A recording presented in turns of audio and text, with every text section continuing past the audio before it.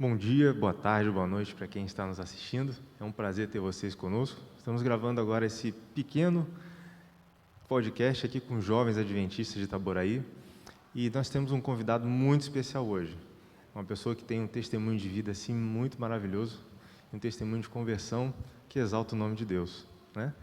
E iniciando aqui o nosso bate-papo, digamos assim, nós temos aqui o irmão Adilson. Muito bem-vindo, obrigado pela sua presença. Eu que agradeço a oportunidade que vocês estão nos dando e agradeço você que vai estar nos assistindo em casa, não sei se vai ser de manhã, à tarde ou à noite, mas sois bem-vindos, que a graça e o amor de Jesus Cristo possam estar em cada coração. Amém. Muito bom. Nós vamos apresentando o irmão Adilson e ele vai, ao decorrer da nossa entrevista, ele vai contando um pouquinho da sua história, né? O que ele passou, o que ele tem para relatar para nós, né? Do que o pecado fez com ele e do que Cristo fez na vida dele, né? Como Deus o levou para outros caminhos, caminho da vida, da vitória, né? Já aproveitando esse momento, eu vou pedir mais uma vez para o irmão Adilson se apresentar, seu nome, sua família, né? Como é que estamos, né? Bom, meu nome mesmo é Adilson Pereira da Silva, sou conhecido mais como Falcão Alegre, né? Porque no caso do passado, né? Como hoje de manhã eu falei que o pecado deixa a marca, né? E então, o pessoal, até na rua, o pessoal me chama de Falcão Alegre, dificilmente alguém me chama pelo nome. Apesar que o Falcão morreu no momento que eu me batizei, ele ficou sepultado de todos os meus pecados e agora eu nasci uma nova criatura em Cristo Jesus. Então, isso aí é muito importante a gente compreender. Muito bom, muito bacana. Nós vamos fazer algumas perguntas, vamos pegar alguns pontos da vida dele, né? Desde ali da sua infância, a sua juventude, um pouquinho ali, né, do seu processo de conversão, como é que isso aconteceu. E nós vamos entendendo um pouquinho como é que isso desenrolou na vida do nosso irmão Adilson, né? Que nem sempre foi irmão Adilson, né? Como ele falou, Falcão Alegre. Hoje estávamos conosco, nós estamos gravando num sábado, ele estava pregando para nós, e ele relatou que algumas marcas carregamos para toda a vida, né? E uma dessas marcas justamente foi o apelido de Falcão Alegre. A gente vai entender um pouquinho do porquê desse apelido, dessa história, né?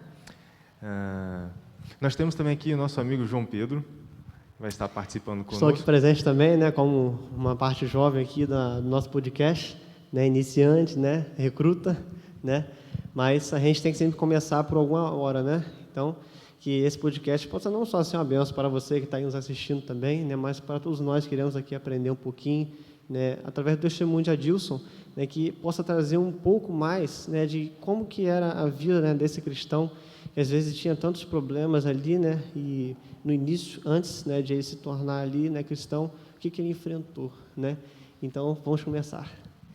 E Adilson, quero começar aqui também falando um pouquinho, né, tem aqui a minha colinha, como é que foi a sua infância, né, sua origem, né, como é que você era, né, como é que eram seus comportamentos, essas coisas assim, me fala um pouquinho para mim. Bom, eu sempre falo que 4 coisas me contribuíram para o erro, para a delinquência. Primeiro é a família. Quando você tem uma família desestruturada, você é consequência. Hoje a sociedade sofre pela família desestruturada. Você pode ver que um assaltante, um estuprador, tudo, quando você vai aprofundar a história dele, é porque a família já vinha sofrendo. E eu nasci dessa família. A segunda coisa que eu quero falar é sobre a educação, que é importante, sobre a influência dos amigos, a amizade e a revolta. Essas 4 coisas que me induziram à delinquência. Mas a minha infância foi uma infância muito complicada, porque quando eu nasci, meus pais brigavam muito, né? Minha mãe diz ela que ela apanhou muito, o meu pai nunca respeitou o período de resguarda dela, e ela só deu graças a Deus quando ele saiu de casa, quando eu tinha 4 meses. Minha mãe tentou ficar comigo, mas infelizmente ela precisava trabalhar, Então, ela me colocou no orfanato. Esse orfanato pertence à Igreja Católica. Não vou falar mal da Igreja Católica, mas vou falar da forma de como fui criado ali, dentro daquela instituição que veio a partir da educação. E desde 8 meses de nascido, ela me colocou ali, fui crescendo, fui desenvolvendo, mas a partir de 5 anos me tornei um garoto muito bagunceiro, arteiro. Imagine, a tal ponto que os padres e as irmãs de caridade, quando me via fazendo alguma arte, diziam assim: você não presta, você é um capeta, você é um demônio. Quando você crescer, você vai ser um ladrão, você vai ser assassino, você vai ser aquilo. Então, você imagina uma criança ouvindo essas palavras. Ellen White, ela fala no livro Mente e Caráter, não sei se é o volume 1 ou 2, que ela diz: palavras malditas para uma criança é de grande valia para ela. Então, e aquilo fui crescendo, ouvindo aquilo ali, e eu me lembro quando eu tinha 7 anos de idade, eu entrei no refeitório, peguei meu prato de comida e coloquei na mesa, e quando fui pegar o garfo para pegar a comida, o rapaz chama-se Carlos Monte, e ele pegou meu prato, virou de cabeça para baixo, e jogou o prato e a comida tudo no chão. Aqui foi suficiente para mim ficar irado, e eu saí correr, peguei a faca, dei a volta, porque a mesa era grande, né? Era 10 alunos de um lado na mesa e 10 alunos do outro lado. Até eu dar a volta e tudo. E eu estava tão irado que eu peguei a faca e esfaquei aquele garoto. Eu não me lembro quantas facadas eu dei naquele garoto, mas por causa dos gritos dele e dos demais... E isso você tinha quantos anos, mais ou menos, quando você cometeu isso? 7 anos. 7 anos. Aí os padres vieram, as irmãs de caridade vieram correndo, até para tirar a faca da minha mão tiveram, assim, muita dificuldade, entendeu? E quando conseguiram, a primeira coisa que eu vi foi o seguinte: não te falei que você seria o assassino? Se esse garoto morrer, tu vai ver o que nós vamos fazer com você. Nós vamos te entregar à polícia, a polícia vai te bater tanto, tanto, tanto, que você vai se arrepender de ter nascido. Isso fez com que eu ficasse com medo. Levaram o garoto às pressas para o hospital, mas o meu castigo foi ficar trancado 30 dias no quarto escuro, à base só de pão e água. E eu só sabia que era outro dia, porque as irmãs de caridade entravam ali, me levavam para tomar banho, fazer minha necessidade, e me davam uma surra e mandavam que eu ficasse de joelho sobre vários caroços de milho. E a ponto de sangrar. Você se ajoelhando todos os dias sobre vários caroços de milho, sangra, né? E acabou o castigo, minha mãe veio me visitar, e eu falei: mãe, por favor, me tire daqui, porque eu não aguento mais ouvir: quando crescer você é ladrão, assassino, bandido. E minha mãe: não, você vai ficar nesse colégio até você completar tantos anos, assim. Eu falei: mãe, acho que não vou suportar, não. Minha mãe estava elogiando tanto aquela instituição que eu falei: vou mostrar para a senhora que isso não é o que a senhora está pensando. Eu tirei a camisa, suspendi a calça acima do joelho e falei: mãe, olha para o meu joelho e olha para a minha costa. De tanto apanhar, todos os dias, ficaram umas marcas, feridas mesmo. E quando minha mãe viu, ela ficou apavorada e disse assim, mandou chamar a madre superiora, que era responsável por aquela instituição, e perguntou para ela em tom agressivo: foram vocês que fizeram isso nas costas do meu filho, no joelho do meu filho? A madre superiora me abraçou, me deu um beijo e disse: minha senhora, jamais nós iremos fazer tal coisa. Mas, infelizmente, jamais iremos fazer tal coisa. Nós amamos tanto o seu filho que acabei de beijar o seu filho na sua frente. E eu falei: mãe, é mentira, isso é falsidade. E a irmã botando a mão na minha boca para que eu não viesse falar. E ela disse assim: seu filho é muito bagunceiro. E ele fez uma arte tão grande ali no campo de futebol que os seus colegas se juntaram em cima dele. E se nós não chegássemos a tempo, hoje a senhora não teria seu filho vivo, mas sim morto. Eu falei: mas é mentira, foram eles que me deram uma surra. E eu falei: eu não deixava, ficava me beijando e tudo. E minha mãe olhou para mim furiosa e disse assim: filho, você está mentindo para mim? Eu falei: não, elas estão mentindo para você, mas eu não estou mentindo, não.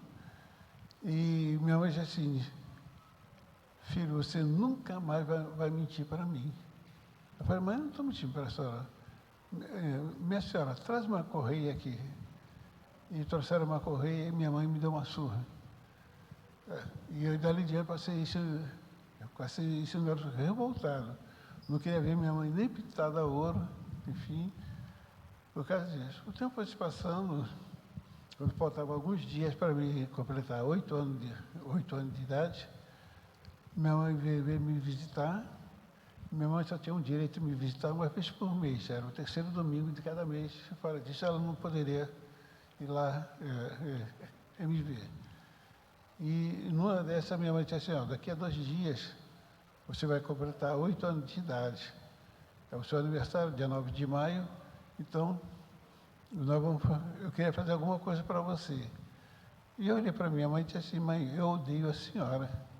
Eu não quero mais saber mais nada da senhora. Eu nunca vou esquecer essa surra que a senhora me deu. Minha mãe disse assim, filho, esquece o passado, vamos ver o presente. Eu falei, como ver o presente com marcas que nunca saíram do meu corpo? E minha mãe disse, olha só, eu gostaria de fazer alguma coisa para você no dia do seu aniversário. Eu falei, eu não vou pedir nada porque a senhora não acredita em mim, a senhora acredita nos padres, nas irmãs de caridade, menos em mim. E ela disse assim, mas peça o que você quer. Eu falei, mãe, eu quero que a senhora me tire daqui, porque eu já não suporto mais. Porque todo dia ouvindo, quando crescer você é ladrão, assassino, bandido, eu não quero mais ouvir isso aí. E minha mãe disse assim, olha só, eu falei para ela assim, no dia de visita, a senhora veio sozinha. Cadê meu pai? Cadê minha mãe? Cadê meus tios? Meus tios? E minha mãe abaixou a cabeça e disse assim, filho, no dia 9 de maio, que é daqui a 2 dias, você vai ter o privilégio de conhecer o seu pai. E tem essa, eu e o seu pai voltamos a morar juntos de novo. E nós resolvemos te educar.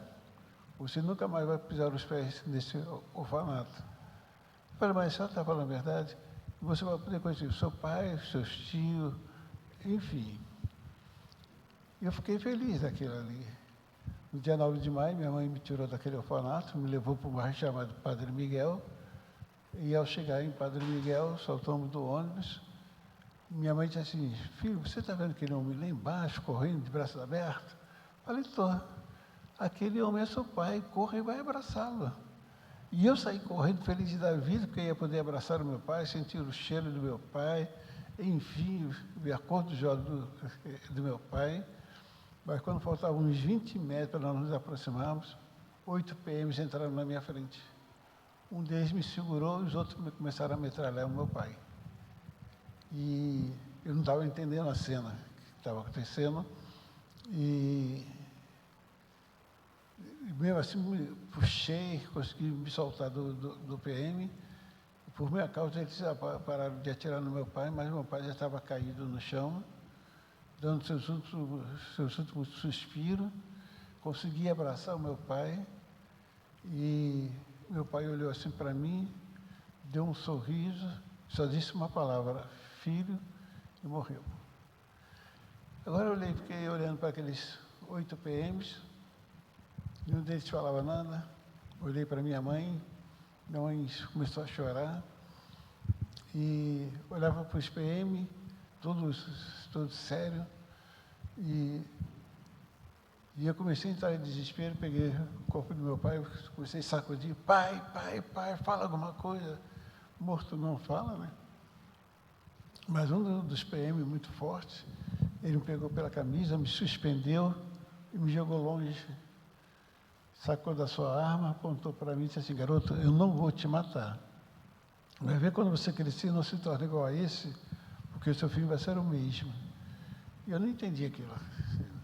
Mas via a arma apontada para mim, e mesmo assim, todo machucado, arranhado, eu me levantei e corri para abraçar o corpo do meu pai.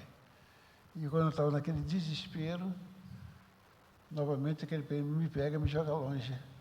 De novo, minha mãe vai até onde que eu estou e diz assim, filho, vamos embora daqui. Quando você crescer, vou explicar tudo isso que aconteceu com o seu pai.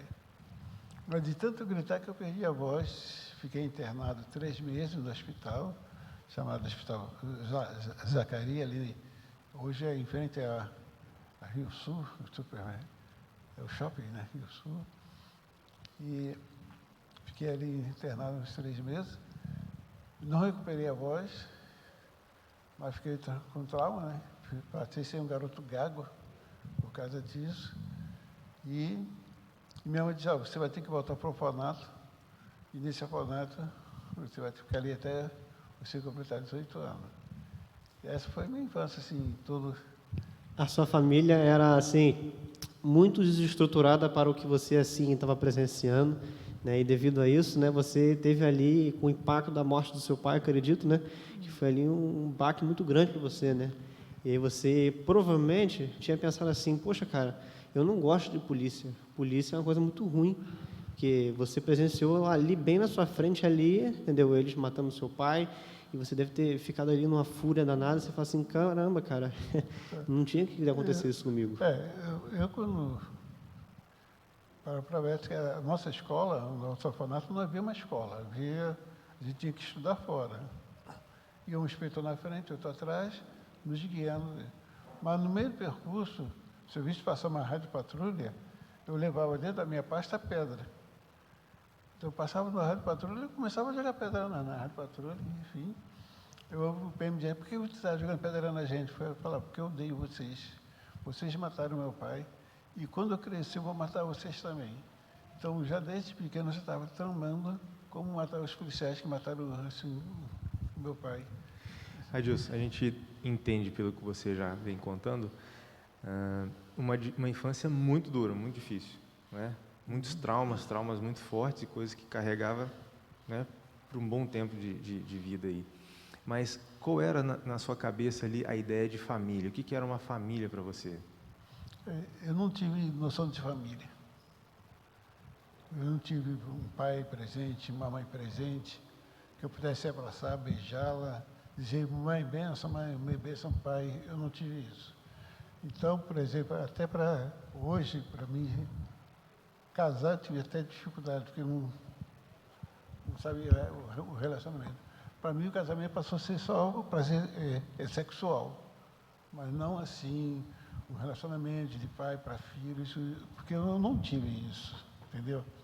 Então se tornou assim, muito complicado, enfim, através que até hoje nunca casei. Por causa disso, tive filho, porque nas drogas você transa com muitas meninas, enfim, você tem dinheiro, então, assim, mas assim, ter uma família, um lar, com os filhos, eu não tive isso. E eu não tive como passar isso para alguém. Através que a minha primeira namorada tivemos dificuldades de relacionamento por causa disso. Eu amava ela me amava, mas não tínhamos essa coisa. Porque aqui, se você não aprendeu desde pequeno, fica muito assim. Então, o lar para mim passou a ser só por questão de sexo, não por questão de união, um se dando com o outro, um diálogo, assim. Você se tornou uma pessoa mais fechada a relacionamentos. Isso mesmo. Não a prazeres, mas a relacionamentos. Compartilhar sentimentos, e isso foi uma coisa muito ruim, porque todos os seus sentimentos, eles na realidade foram, botar assim, subjugados, né? Eles foram pegos e transformados em uma outra coisa ruim para você, né? Inclusive, eu me lembro, quando eu era pequeno, assim, no orfanato, os padres, as irmãs de caridade, não deixavam a gente falar com as meninas, nem as meninas falar com a gente, eram coisas fechadas. E na escola, a metade da sala era só para as meninas, a metade da sala era só para as meninas. Então você não teve assim, contato. Assim. Interagir com outro sexo, né? Uma vez eu me lembro que eu inteiro escondido dos padres, eu marquei um encontro com uma menina e praticamos sexo, já estava já com 11 anos. Alguém descobriu, falou para os padres foram lá, nos pegaram, e foi aquela surra que eu nunca esqueço também. Então, mas assim, eu nunca ouvi falar, quando eu era criança, filho, eu te amo, pai, eu te amo, entendeu? Eu não tive isso aí. Então, a sua família, né, como eu já falado, né, ela não era presente. Em virtude disso, né, a visão sua de família, né, como você falou, era só relacionamento sexual e às vezes o mais importante que era o amor, né, a amabilidade entre ali os cônjuges não existia. Não existia. Não, você não enxergava isso como o ideal de família, né? É isso mesmo.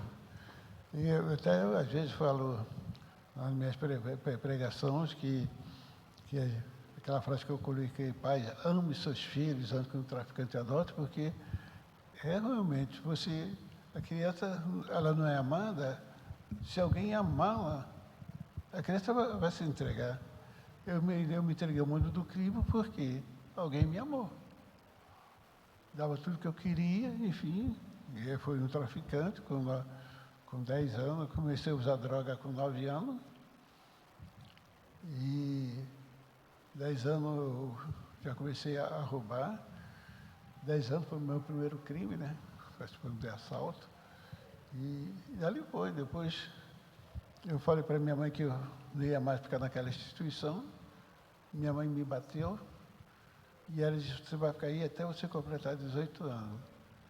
E quando você completar 18 anos, virei para te buscar. Falei, mãe, quando a senhora vier me buscar, eu vou ter prazer de descarregar toda a minha arma na sua cara. Então eu já não tinha mais esse senso de amor, de pai para mãe, entendeu? Por causa, o colégio já não me ajudava na questão de relacionamento. O convívio em si, depois agora para manter o meu vício, eu tinha que estar lutando, brigando para não morrer. Eu falo que quando você está para essa vida, o pecado do século, vamos dizer assim, são 4, né? As drogas, o roubo, a criminalidade e a prostituição. E o carro principal disso é as drogas. Você rouba por causa de droga, você mata por causa de droga, e você se vende o seu corpo por causa de droga. Então, uma coisa vai puxando a outra. E eu comecei a entrar nesse ciclo de pecado, comecei a usar droga, comecei a roubar. 10 anos foi o meu primeiro crime, e assim foi, Senhor. É compreensível, senhor Adilson. Mas vamos lá para nosso próximo, assim, né, assunto. Você tinha algum sonho, assim, você tinha ambição por alguma coisa, né? Você falou que já não havia muito amor, né? Aí você, poxa, começou a se envolver muito com o crime, do crime, né, a criminalidade. Aí você enxergou meio que uma oportunidade ali de vida, ali nesse lugar? Ou você olhava para outras questões também? Não, quando eu era pequeno, o meu sonho era ser médico. Eu sempre brincava de ser médico, assim. Mas depois de 10 anos em diante, que eu comecei a matar, roubar, matar, assim, aí acabou todo o meu sonho. O pessoal achava que eu tinha uma letra bonita, letra de médico em si. Mas depois, a partir dos 10 anos em diante, esse foco saiu da minha mente. E agora eu comecei a viver uma vida errada, enfim, matando, roubando, enfim, assaltando, até meus 21 anos de idade. Ô Adilson, você ficou na escola até que idade? Eu fiquei na escola até os meus 12 anos, certo? Depois eu fugi, fui morar com um traficante, e esse traficante me ensinou capoeira, karatê, judô, e eu me destaquei muito na capoeira, me tornei mestre de capoeira, participei de vários campeonatos de rodada de capoeira, e isso aí. Depois a polícia, fui preso várias vezes, a polícia me levou de volta para o orfanato, e eu fugia do orfanato, porque ali no orfanato não era mais o meu lar ideal. Entendi. Na sua infância ali, mesmo naqueles pequenos momentos ali de convívio familiar, digamos assim, vocês tinham alguma noção ou alguma religião? Não, como a instituição era católica, eu me tornei até sacristão, me batizei, pequeno, enfim. Na época a missa era em latim, e eu tinha que decorar em latim para poder responder para o padre, assim. Algumas coisas eu me lembro, Domino Vomício, é que eu estou com o Espírito tu, uma coisa assim, quer dizer, Deus está conosco, assim. Eu aprendi uma coisa. Eu não esqueci ainda não, mas... Então, Tinha alguma noção de Deus, assim, né? Existia alguma religião, mas que não se seguia. não, eu tinha uma noção de Deus assim. Enquanto você está no colégio, que foi que eu aprendi. Enquanto você estiver fazendo coisas boas, Deus estava com você. Se eu fizesse alguma coisa ruim, Deus se afastava de você, o demônio estava com você, e Deus, para expulsar o demônio, tinha que me bater. Tinha que me castigar. Então, eram os padres que me castigavam. Então, eu achava que esse Deus era um Deus tirano. Eu não tinha, assim, eu não acreditava no amor de Deus por causa disso. Entendi. A próxima pergunta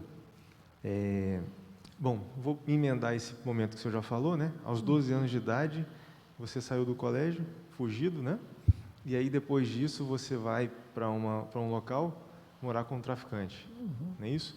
E aí você começou a desenvolver ali sua adolescência. Isso mesmo. Conta um pouquinho desse pedaço aí da adolescência. Dessa adolescência eu comecei, o rapaz que me adotou, ele começou a me ensinar uma opção de coisa, a levar, eu passava, ele me dava tudo que eu queria, mas eu tinha que trabalhar para ele. Levar arma para um lado para o outro, levar droga para um lado para o outro, era tipo um aviãozinho, né? Foi quando um dia ele chegou para mim e disse assim, garoto, você está ficando um garoto muito alto, e a polícia toda vez que te prender, vai pensar que você já é de maior, vai querer te espancar muito. Você não quer aprender a lutar contra os policiais? Eu falei, mas eu quero. Porque só vou me sossegar depois que eu matar todos os PM que mataram o meu pai. Um instante.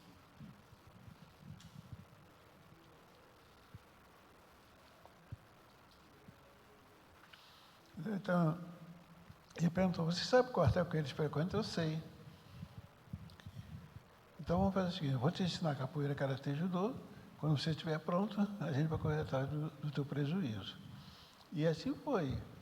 Ele foi me ensinando capoeira, karatê, me destaquei da capoeira, como eu falei para você. E até os 14 anos. Quando chegou aos 14 anos, com um confronto com a polícia, ele veio a falecer. E eu fiquei sozinho. Matando, roubando, assaltando as pessoas. Quando fui convidado para uma quadrilha do Morro São Carlos, a fazer parte da quadrilha deles. Foi uma proposta boa, aceitei e passei no teste que eles fizeram comigo e falaram para mim, a partir de hoje você é integrante da quadrilha, você não pode mais sair dela, e se sair nós vamos te procurar para te matar. Mas se você estiver firme conosco, o que você precisar da quadrilha, nós estamos à sua disposição. Como me deu uma luz de aproveitar a quadrilha para vingar a morte do meu pai. Aí participei do assalto, fomos bem-sucedidos, que antes eu só assaltava de canivete, agora tinha que soltar com arma de fogo, né? E eu fui bem-sucedido. Só uma curiosidade, Adilson, né? Nesse momento você falou para mim que assim, o seu primeiro assalto foi com 10 anos, né? Isso. E aí, quantos assaltos você acha que já tinha feito antes, aliás, depois dessa idade aí? Quando eu cheguei à idade de 12 anos, eu já tinha matado 11 pessoas. Dos 10 a 12 anos, aliás. Dos 12 anos. Dos 12 a 14, praticamente não houve confronto e tudo, mas não houve assassinato. Dos 14 anos em diante é que houve os assassinatos. Entendi.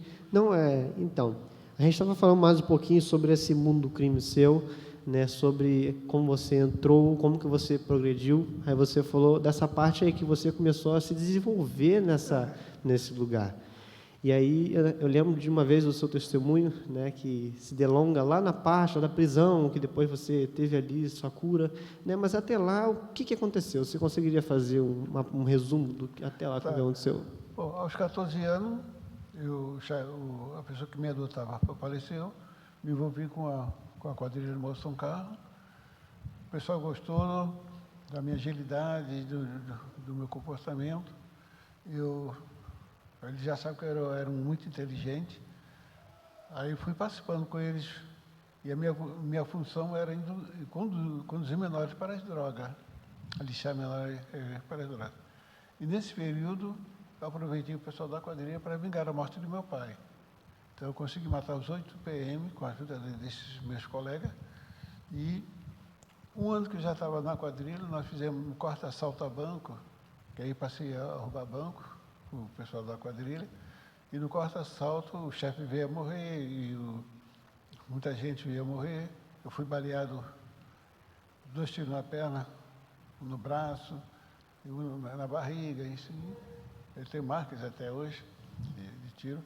E eu precisava de alguém para assumir a liderança da quadrilha.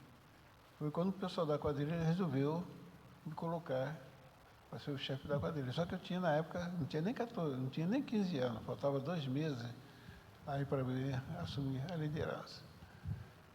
E só que naquela época, para você assumir a liderança, você tinha que matar um dos seus comparsas na frente de todo mundo, para que os demais pudessem ter medo de você, para se te respeitar. Eu matei um, apontei a arma para todos os meus colegas e disse, a partir de hoje que manda na quadrilha sou eu. Se vocês me obedecerem, vocês vão ter tudo do bom do melhor. Se vocês não me obedecerem, ou eu desconfiar que vocês têm um plano contra mim, eu vou matar todos vocês. Eu era muito rápido no gatilho, o pessoal temia. Qualquer arma que eu tinha, eu sabia. A Bíblia fala que os canhotos são os maiores atiradores, né? Em Juízes, capítulo 20, uma coisa assim, verso 2, fala sobre isso, né? Os canhotos são os melhores atiradores. E quando eu atirava para matar. Não era para... Meus colegas ficavam atirando para matar alguém, não. Eu ficava observando, quando atirava, era fatal. Então o pessoal temia pela minha agilidade, pelo meu senso de raciocínio. E eles começaram a perceber, quando eu comecei a liderar a quadrilha começou a fazer muito mais assalto, consigo ganhar mais dinheiro, e eles também estavam ficando ricos também, porque eu soube investir também, eu comprei fazendas, comprei avião, fui comprando as coisas que cuidei dos assaltos. Só que eu não era igual os traficantes de hoje, que põe cordão de ouro e tal, ficar se atirando para cima. Isso eu nunca fiz, não. Eu sempre fui assim, calmo, não calmo, eu era um cara agressivo. Se você olhasse para você e não gostasse de você, pegava minha arma e te dava um tiro. Entende? Essas coisas não. Então, até a vez quando eu estava na rua, a polícia me via, o pessoal da polícia mudava de calçada, né? Para evitar confronto ali no meio de todo mundo. Eu estava pronto, eu andava com 3 armas na cinta, todas carregadas, enfim. Então, eu era um cara temível mesmo. E ali fui crescendo, desenvolvendo, aí a quadrilha foi crescendo, a gente tinha um contato com o pessoal do tráfico, da Bolívia, da Colômbia, e a gente ia para lá para trazer droga para o Rio de Janeiro, enfim, e fui crescendo nessa parte. E 2 anos depois eu tive um confronto com a polícia, estava já com 17 anos, e nesse confronto foi que eu contei essa parte da minha mãe, que ela teve que ir para a delegacia, ela não sabia a vida errada que eu possuía, ela achava que eu estava naquele orfanato, estudando para ser alguém na vida, e ali o delegado colocou, os policiais colocaram a arma na testa da minha mãe e disseram para ela assim, a senhora merece morrer, porque a senhora não colocou no mundo, não foi um ser humano, foi um monstro. Esse cara com 17 anos já matou 11 policiais, 39 civis, assaltou 21 bancos, induziu mais de 850 crianças para as drogas. Esse cara é um monstro, aliás, cortou o dedo de 20 pessoas e cortou a língua de quase 20 pessoas também. Esse cara é um monstro, esse cara merece morrer. Aí o delegado veio para minha mãe e disse assim, a senhora vai ter 25 minutos para conversar com ele, depois nós vamos exterminar esse cara. E o delegado saiu, eu fiquei a sós com a minha mãe. Antes de você chegar nesse ponto, já é quase o ponto da virada, né? Nesse momento da sua vida, antes de você ser preso, você estava no auge, então, da criminalidade, digamos assim. Estava. E você tinha o quê? Uns 17, 16 anos? Não, eu já estava com 17 anos e meio. Aí, nessa vez, houve um encontro, eu com a minha mãe, enfim, chorei, minha mãe chorou também. Foi ali que eu descobri que a minha mãe me amava. Eu odiava a minha mãe, porque eu apanhava com ela. Quando ela ia me visitar, ela me dava uma surra. Eu falava, mas por que eu estou apanhando? É porque fulano disse que você fez isso, e nem era eu. Porque todos os pretos se parecem no orfanato, né? Então, dá para se identificar. Edilson, uma coisa interessante. Você comentou um pouquinho dos amigos. Qual foi a influência dos amigos para esse mundo? A influência foi quando eu tinha 9 anos de idade, eu ganhei uma função para colocar o livro nos fundos do orfanato. No fundo do orfanato eu via as crianças da favela fumando, cheirando. Foi quando um rapaz se aproximou de mim e disse assim, garoto, eu percebo que todo dia tu vem colocar o lixo aqui por volta de 4 horas da tarde e você ficar chorando, contemplando essas crianças fumando, cheirando, jogando bola. Por que você é triste? Aí comecei a contar a morte do meu pai, a forma que eu estava sendo tratado naquele orfanato. E ele virou para mim e disse, cara, esse é bobo. A vida é muito bela, muito gostosa. Você quer ver? Está vendo aquele garoto ali? Mataram o pai dele também, mas ele está feliz da vida porque ele fuma maconha. Está vendo aquele outro garoto ali? O pai e a mãe dele estão presos, mas está feliz da vida porque cheira pó. E ele falou, cada criança tinha um problema, mas a solução é as drogas. Então, dali que ele foi começando a me induzir a fumar. Comecei a fumar cigarro com ele. Depois, um mês depois, eu comecei a fumar maconha. Depois da maconha, outras drogas também. Depois ele virou para mim, agora a partir de hoje eu não vou te dar mais droga, você vai ter que comprar. Eu falei, mas como você não ganha dinheiro? Foi que ele falou assim, ó, está vendo aqueles garotos ali? Todo dia às 5 horas da tarde eles vão lá para minha casa, eu dou uma arma para cada uma delas e elas vão fazer o assalto. E quando eles do assalto, eles fazem o rateio, me dão dinheiro, eu dou a droga para eles e é dessa forma que eu vivo. Então, aí passei a viver com eles, com essa vida. Os amigos tiveram uma grande influência aí no início, né? Ensinando aquilo que não devia, né? Um caminho errado. Mas vamos voltar um pouquinho naquele ponto que eu te interrompi. Quando você estava ali no auge, né? Você foi preso, teve aquele assalto, você estava ferido. E é nesse momento que começa a virada? Não, tem mais outros passos. Teve esse momento com a minha mãe, que eu descobri que ela me amava, que eu achava que ela não me amava. Depois, 4 meses depois, a minha quadrilha me resgatou da prisão, que naquele dia eu iria ser morto pelos policiais, né? A minha quadrilha vai invade.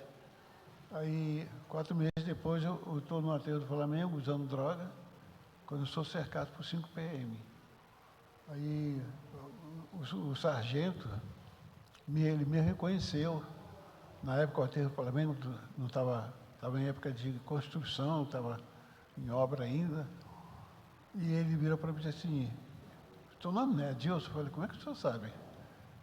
Você não se lembra de mim? Eu falei, não, está tudo escuro, a luz forte não estava pronta ainda, para botar a iluminação.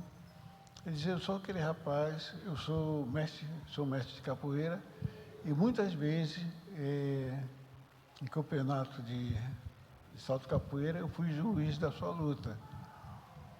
Aí ele começou a contar os fatos, sim. Ele perguntou, você quer ser preso? Eu falei, não, então não vai sair barato, não. Como eu sou mestre de capoeira e ensino meu soldado a soltar muito bem capoeira, vou fazer um desafio. Se você conseguir nos derrubar nós 5 PM na capoeira, você poderá ir embora. Mas se você não conseguir, nós vamos bater você até você morrer. Você topa? Eu falei, claro que eu topo. E foi quando eu lutei com eles, matei 2 PM, inclusive o sargento, na capoeira, golpe. Capoeira tem muito golpes que são fatais. E deixei 2 realmente caídos no chão e o 5º fugiu para chamar reforço policial. Aí eu abri o camburão, soltei 2 meninas que estavam comigo, peguei a minha arma, a arma dos PM, o dinheiro, as drogas, fugi. Aí no outro dia aparece no jornal, Falcão Alegre mata 2 PM e deixa 2 fortemente feridos. Dali em diante eu aceitei esse apelido. E dos meus 17 anos até os meus 21 anos de idade, o que você pensar que eu fiz de ruim, eu fiz. A única coisa que eu não fiz foi estupro. Você falando aí do apelido, por que do Falcão Alegre? Porque eu era muito ágil. Quando a polícia pensava em me pegar, eu já estava em outro lugar, enfim.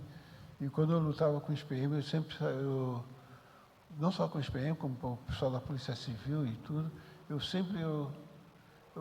vencia a luta. E eu ficava rindo da cara deles.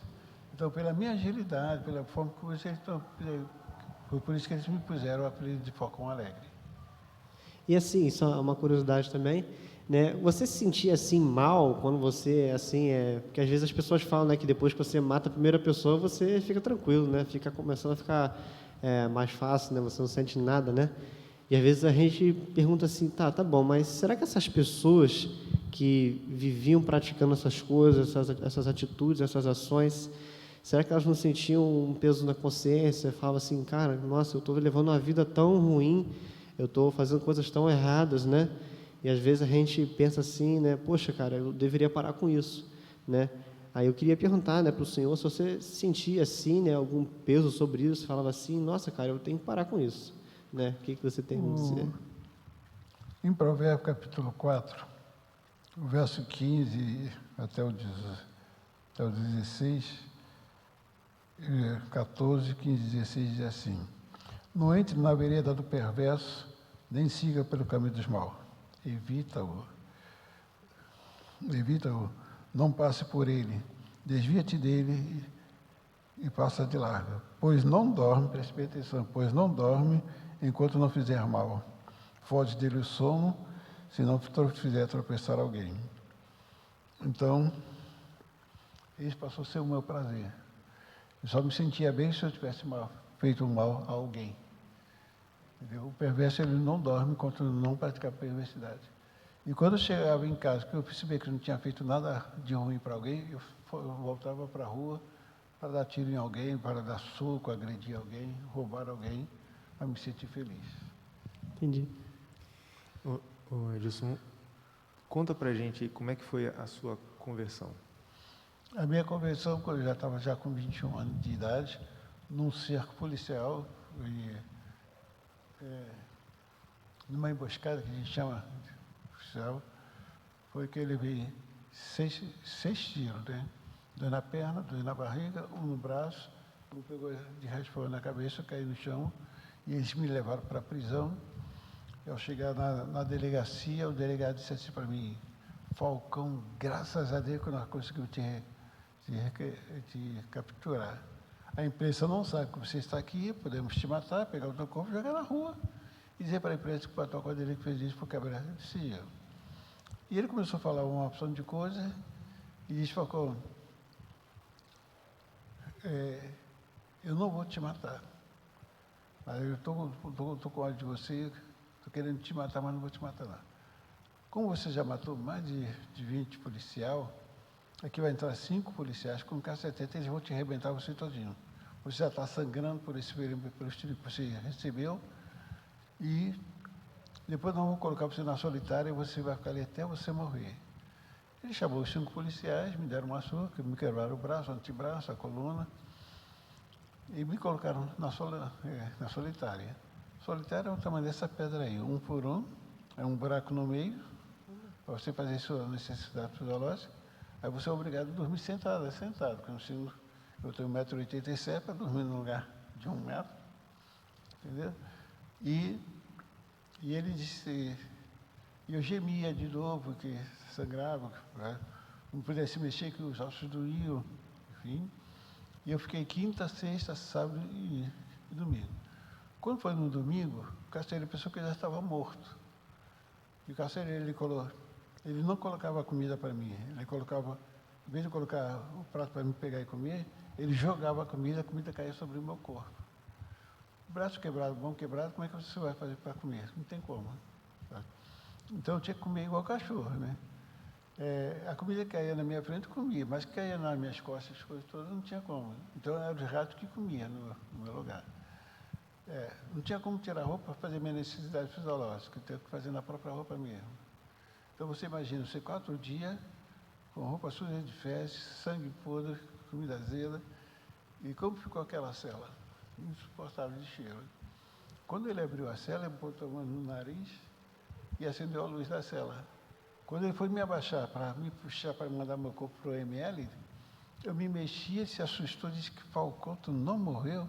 Até para morrer você é um cara ruim, né? Você é um cara tão ruim, tão ruim, tão ruim, que nem Deus, nem o diabo, nem a morte quer saber de você. Geralmente, como nós quebramos de um bandido, igual quebramos de você, no segundo dia morto, ele está no quarto dia, tu não morreu. Já sei, para te enterrar não tem que ser com 7 palmos, não. Tem que ser com 21 palmos, né, de cabeça para baixo. Se caso você ressuscitar pensando que está acabando para cima, está acabando cada vez mais para baixo. Aí hoje eu olhei para ele e disse, cara, se um dia eu sair daqui vivo, a primeira pessoa que eu vou matar vai ser você. Disse que não, nós vamos te matar hoje mesmo. Aí ele virou para mim e disse assim, Falcão, eu tenho ordem delegada para te matar. Como eu sou evangélico, eu não vou te matar agora não, mas meia-noite eu vou te matar.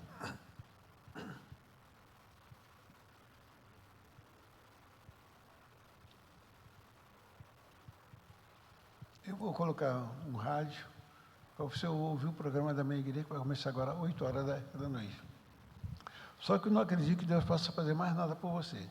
Não adianta você orar, não adianta você rezar, que Deus não vai fazer mais nada por você. E eu fiquei pensando, nisso o pastor usou Jeremias 31, 29 e 13. Buscar-me-eis e me achareis, quando me buscar de todo o vosso coração. E eu fiquei prestando atenção na mensagem. Aí eu disse, está vendo? Esse pastor é bem besta mesmo. Desde quando eu buscar a Deus de todo o meu coração, Deus nunca vai atender a oração de um assassino, de um traficante, de um sanguinário, de um perverso. Deus só atende a oração do que é santo. Como eu não sou santo, essa pregação não é para mim. Depois o pastor usou Jeremias 31, verso 3, foi o verso que eu usei pela manhã. De longe me deixou ver o Senhor, dizendo, com amor eterno eu te amei, por isso com benignidade eu te atraí. E começou a falar sobre esse verso. Eu falei assim, esse Deus não me ama. Porque se ele me amasse, ele teria que estar preso aqui comigo também. Porque tudo que eu fiz no nome dele. Por exemplo, eu falava assim, vou matar aquele cara, se Deus quiser eu vou matar aquele cara, conseguia matar, assim, graças a Deus que Deus me ajudou a matar aquele cara. Entendeu? Eu fazia alguma coisa, eu dava graças a Deus que Deus me ajudou a fazer aquele crime, enfim, aquele assalto, enfim. Então, eu era uma pessoa muito agradecida a Deus, eu não conhecia, apesar que eu não conhecia esse Deus, só de falar. E agora estou todo quebrado, enfim. Cadê o amor de Deus para conosco?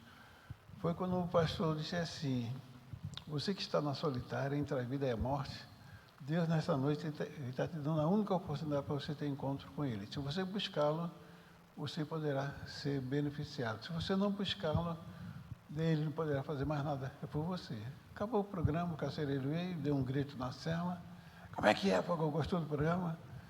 Não adianta rezar, não adianta orar, que eu não posso fazer mais nada. Meia-noite nós vamos te executar. E vamos pegar o teu corpo e jogar na rua.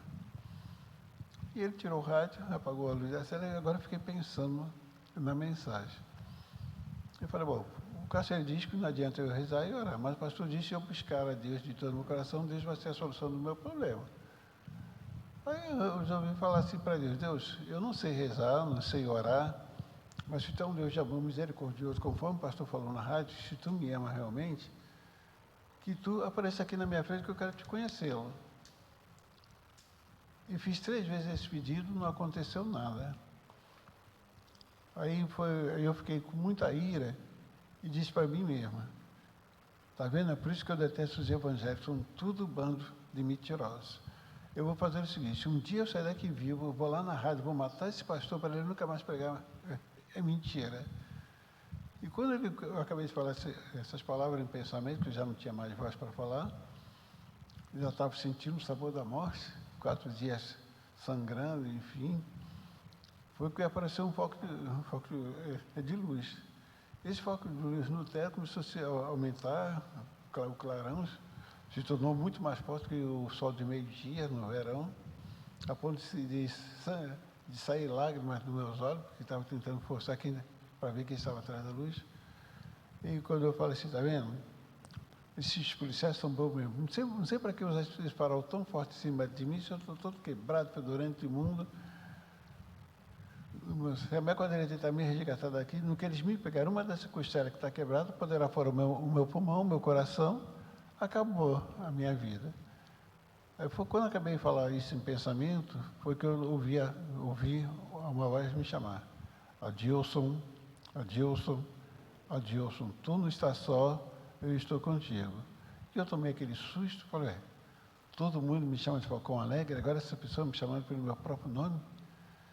E eu comecei a pensar, bom, meu pai não é porque está morto. Minha mãe não é porque a voz é de homem. Meus amigos não são porque eles me chamam de Falcão Alegre. A polícia me chama de Falcão Alegre e fiquei sem saber. E pela segunda vez me chama de novo. Adilson, Adilson, Adilson, tu não estás só, eu estou contigo. Aí me lembrei, peraí, alguns minutos atrás eu pedi para Deus aparecer para mim. Será que essa voz que eu estou ouvindo é de Deus, e essa luz é o próprio Deus, Deus é luz? E eu falei assim, eu vou fazer o seguinte, se me chamar pela terceira vez, da mesma forma que me chamou pelas duas vezes, eu vou perguntar quem é. Se me responder, saberei que é Deus, se não me responder, não saberei quem é. E pela terceira vez me chamou, e eu perguntei, quem é que está me chamando? Eu obtive a resposta. Sou eu sou Deus ao qual tu está pondo à prova. Eu não tive mais dúvida que eu estava na presença do nosso querido Deus. E mais do que perto, falei, Senhor, se tu é um Deus de amor misericordioso, conforme o pastor falou na rádio, e se tu me ama realmente, me cure dessa enfermidade. Todos os meus ossos estão quebrados, estou com 8 balas alojadas dentro do meu corpo. Se tu não me curar, eu tenho certeza que de hoje eu não passo, eu vou perecer. Eu não vi a mão de Deus, mas eu senti uma mão invisível entrando dentro do meu corpo, puxando as balas para fora. Depois, essa mão começou a esfregar no meu peito. Eu tinha ossos fraturados, os ossos se encaixavam. Tipo aquela história do Vale dos Ossos Secos. Os ossos foram se encaixando e Deus passando a mão, enfim. Depois, da mesma forma que aquele soldado me pegou, Deus me pega pela camisa e me começa a me suspender. Depois que eu estava um palmo acima do chão, durante alguns segundos Deus me segurou. E quando Deus me colocou no chão, eu estava totalmente curado. E eu nem acreditei, passei a mão no meu corpo, dei um pulo, respirei fundo, não senti nada. E eu falei, mas que Deus tremendo, olha só, estou totalmente curado, enfim. Eu cheguei, de tanta emoção, cheguei a dar um grito ali dentro. Deus me curou, louvado seja Deus. Então, e aí comecei a chorar de emoção de estar na presença do nosso querido Deus. E eu falei, poxa Deus, eu não tenho mais dúvida que tu me ama. Eu tenho prova que tu me ama. Só em tu me tocar é prova que tu me ama. Porque eu estou 4 dias sem tomar banho, com a roupa toda suja de fezes, de urina, sangue podre, comida azeda sobre o corpo, e você vai e me toca. E eu me senti assim, que eu fui amado por Deus, mesmo estando sujo, imundo. Deus não fez assim, não, Deus poderia dizer, como você está sujo, tudo, a minha palavra tem poder, então eu vou falar, tu vai ficar curado. Não. Ele mesmo preferiu me tocar, mesmo estando sujo, fedorento, enfim. É o santo alcançando o pecador, né? Não importa, é igual aquela a história do filho pródigo. O filho veio todo sujo, tirando porco, o pai vai, o abraça e o beija. E pega o seu manto e joga sobre o corpo do filho para esconder a sua pecaminosidade. Então eu me senti nesse momento, nessa história, de o pai me abraçando, me beijando, me trazer assim, de volta. Aí eu falei para Deus, Deus, eu tenho 48 processos, um pior do que o outro. E amanhã vai ser o meu julgamento. Se os policiais não me matar, amanhã vai ser o meu julgamento. A única coisa que eu quero pedir a vocês, se tu me livrar de todos os meus processos e me tirar dessa prisão, eu prometo que eu vou te seguir. Ao que tu mandar ir, eu vou com todo prazer, eu vou medir esforço, eu vou com todo prazer, porque eu quero que tu faça, o que tu fez comigo é que tu faça com outras pessoas também.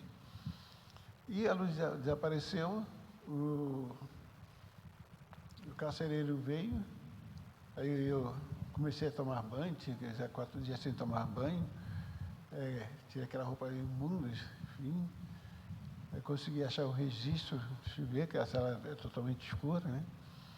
Aí quando de repente a luz se acende, quando o carcereiro abre a portinhola, ele me vê em pé, feliz da vida, glorificando a Deus, ele diz: Falcão, tu era para estar morto, e como tu está em pé? Eu falei: cara, esse Deus que você falou para mim que não adianta eu rezar, não adianta eu orar, que ele não podia fazer mais nada, eu clamei por ele. E ele se fez presente nesta cela e fez 3 coisas na minha vida. O que ele fez, Falcão? Deus me tocou, Deus me curou, Deus me transformou. Eu agora não me chamo mais Falcão Alegre, agora me chamo Dilson Pereira da Silva, que foi remido pelo sangue de Cristo Jesus. Desculpa. Então, ele se tremeu todo porque ele reconheceu que as suas palavras foram lançadas por terra, né? Aí ele sai correndo para chamar os outros policiais. Quando os outros policiais me veem tomando banho, feliz da vida, glorificando a Deus, começaram a me fazer algumas perguntas. Eu falei: a única coisa que eu sei, Deus é luz, ele me tocou, me curou e me transformou. Eu não sou mais Falcão Alegre. Aí resolveram não me matar, me levar para o fórum na segunda-feira.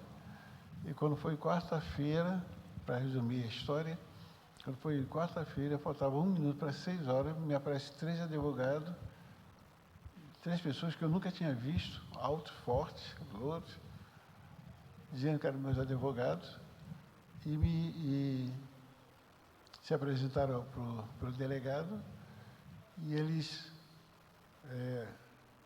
o delegado teve que me soltar, né? Apesar que o delegado não estava acreditando no que estava acontecendo, o delegado chegou até a telefonar para o juiz confirmou que tinha assinado. E aí eu fui para a fazenda com esses 3 homens, e lá eu aprendi todo o processo religioso ali com eles, enfim. E eu tive o privilégio de ficar 30 dias com 3 advogados. Só que, na realidade, não é um advogado. Hoje eu sei que foram anjos, porque pela forma de como eles entraram na delegacia, enfim, pela forma de cuidar de mim na fazenda, denoto que não eram seres humanos, eram profanos. E a Igreja Adventista, como é que chegou aí? Bom, depois de 30 dias convivendo com esses 3 advogados, eles me deram todo o estudo da Igreja Adventista, me ensinaram a me tornar vegetariano, enfim, falaram da importância da água, tudo. Os 8 remédios que nós pregamos, graças a Deus. E fazíamos 3 cultos todos os dias, e nesses cultos eles me aproveitavam para dar o estudo bíblico. Então eles me ensinaram, na época era 27 doutrina, né, da Igreja Adventista, li alguns livros da Ellen White, e depois no último culto, eles fizeram um culto de conselho ao jovem. Mostraram alguma passagem de provérbio,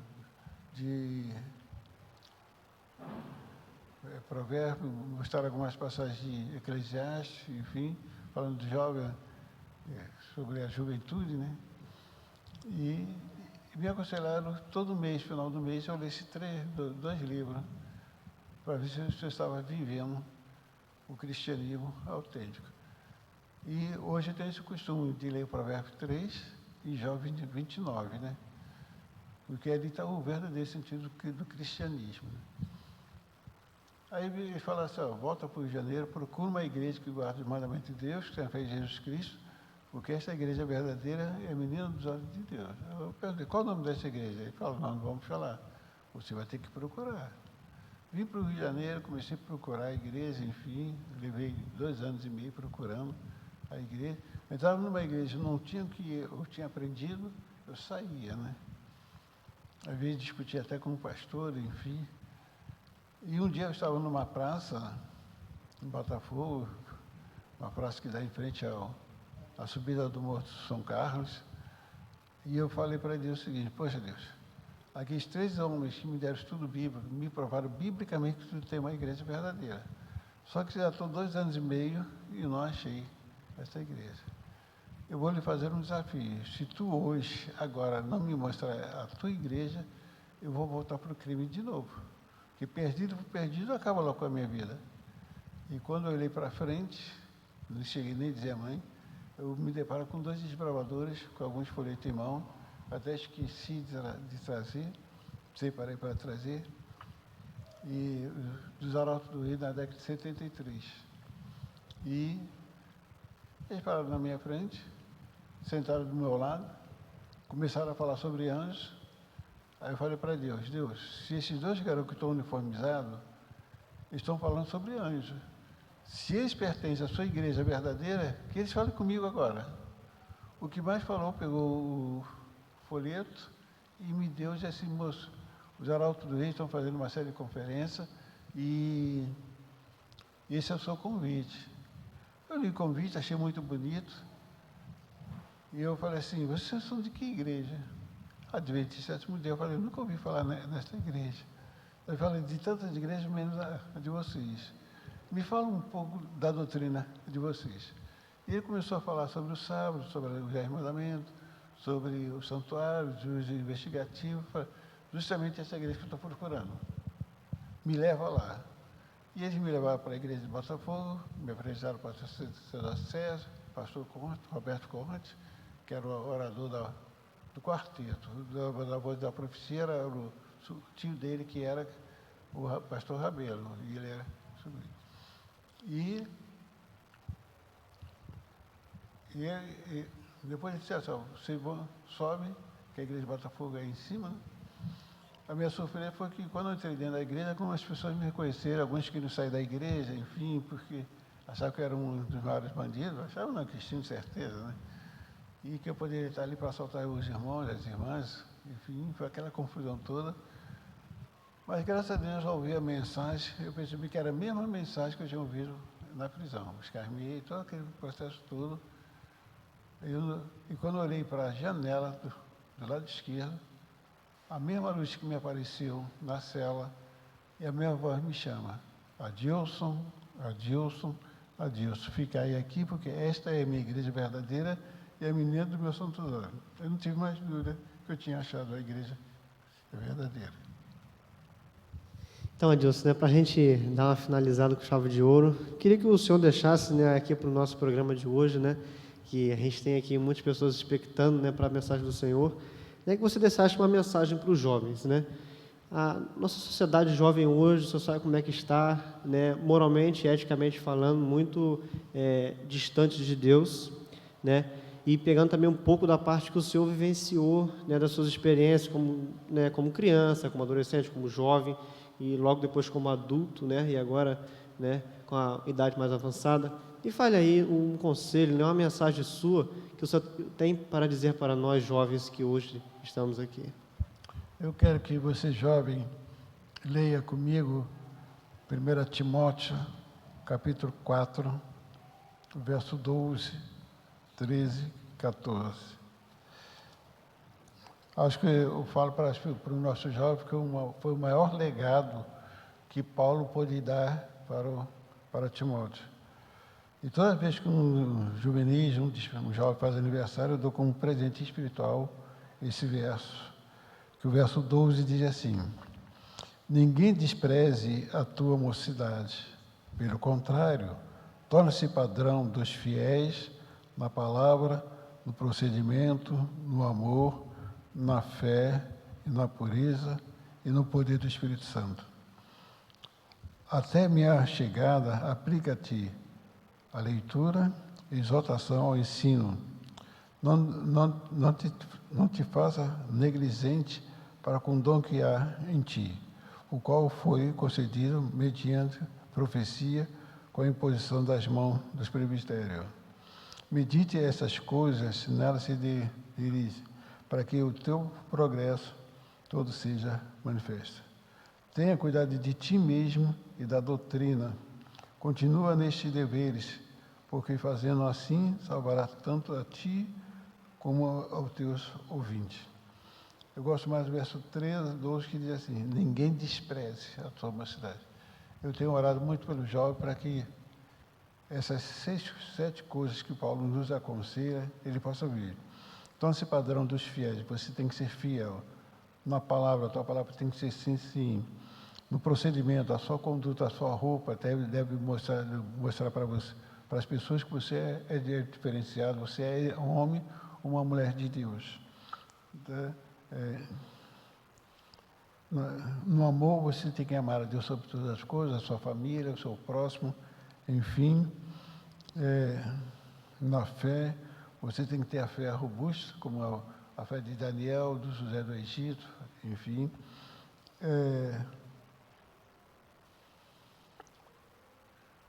E ser puro, ser um jovem puro, fazer tudo que você possa fazer. Você tem que, quando você olhar para uma menina, para um menino, você tem que olhar com um olhar de pureza e não com um olhar malicioso. E o último é que você tem que viver uma vida de santidade ao Senhor. Então, esse conselho que eu deixo para você, jovem, que realmente, você vivendo assim, você vai ser um jovem diferente, as pessoas vão passar a ver Cristo em você, e através do seu comportamento, do seu procedimento, as pessoas se converterão a Deus. Amém. Adilson, agradecer a sua presença aqui conosco, essa pequena entrevista, você contando um pouquinho da sua história, da sua experiência de vida. Agradecemos, louvamos a Deus pela sua vida e pelo Amém. que você tem feito, né, a partir de então, e acredito que várias pessoas têm sido tocadas, né, pelo Espírito Santo através da sua história e têm levado pessoas até os pés de Cristo aí, né? Nós estamos encerrando e eu vou pedir para o irmão Adilson encerrar com uma oração, né, para nós aqui finalizarmos a nossa entrevista. Amém. Então vamos orar. Querido Deus, querido Pai, graças te damos por tudo, por esse momento que passamos aqui sendo entrevistado, que essa entrevista possa ser um modelo, um exemplo, para que as pessoas possam compreender quando nós estamos convivendo contigo, nós somos outras pessoas, como nós somos distantes de ti, nós somos outras também. Mas que essa entrevista possa mostrar quando a gente se arrepende de coração, toda a nossa força, passamos a te buscar na beleza de tua santidade, nós passamos a ser um exemplo de um jovem, de um adulto que vive na tua santa presença. Nós queremos pedir, Senhor, que tu unge a cada jovem, principalmente porque os jovens é o centro de Satanás para poder conduzi-lo ao pecado, a se distanciar. A prova é que muitos jovens, quando chega a essa idade, se afastam de ti, porque o mundo ofusca os seus olhos e eles vão atrás de belezas, de glória, de fama e acabam se distanciando de ti. Por favor, Senhor, não permite que esse jovem se deixe se levar pelo brilho do mundo, mas que eles possam ser um jovem de exemplo, que eles possam se valorizar pelo teu poder, pela sua manifestação, então, que eles possam tornar-se fiéis, para que eles possam tornar padrão nos fiéis na palavra, no procedimento, no amor, na fé e na pureza, e pelo teu poder. Fique com cada jovem, que eles possam ser o exemplo de um verdadeiro cristão. Rogamos essas bênçãos ou agradecemos na pessoa de Cristo. Amém. Amém. Amém. Adilson, mais uma vez obrigado e até a próxima.